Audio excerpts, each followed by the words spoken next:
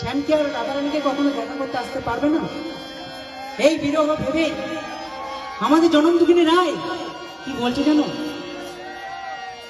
পদম তলে বক্ষে লয়ে জড়াইছিলে অভিনয়ে, মিথ্যা ভালোবাসার কথা কারে আমি কইব। পদম তলে বক্ষে লয়ে মিথ্যা ভালোবাসার কথা কারে আমি কইব। জানিবি ভাতারে লেখা কখনো কি হবে গো দেখা, জনম জনমের অভাগী রইব।